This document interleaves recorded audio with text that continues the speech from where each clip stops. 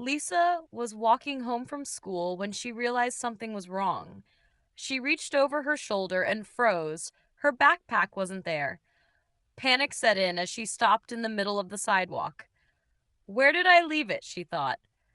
Her bag had everything: her books, homework, wallet, and even a gift she had bought for her best friend.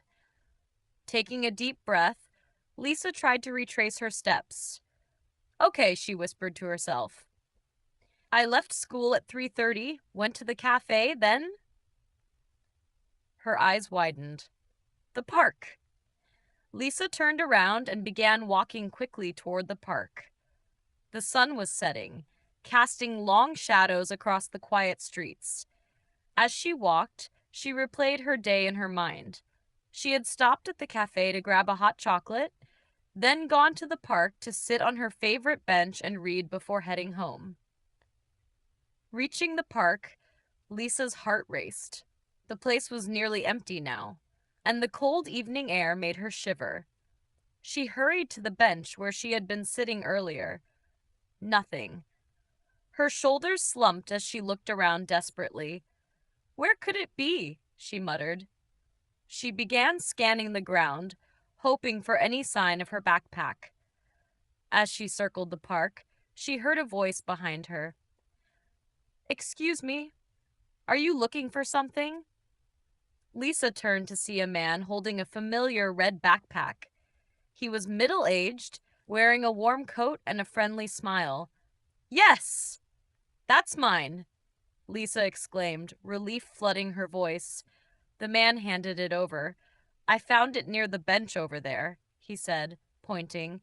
It looked like someone forgot it, so I waited to see if the owner would come back. Lisa hugged the backpack tightly, feeling the weight of her worry lift. Thank you so much. I was so scared I'd lost it forever. The man chuckled. I'm glad I could help. It's easy to lose things when we're busy or distracted, but it's also a reminder to slow down sometimes. Lisa nodded, her cheeks reddening. I guess I was in too much of a rush earlier. I'll be more careful from now on. The man smiled warmly. That's a good lesson. And remember, there's always someone out there willing to help when you need it. Lisa looked down at her bag, then back at the man. Thank you again. I don't know what I would have done without you. He tipped his hat and said, just pay it forward someday. Then, with a small wave, he walked away, leaving Lisa feeling a deep sense of gratitude.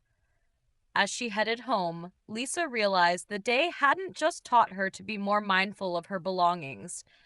It also reminded her of the kindness that still existed in the world.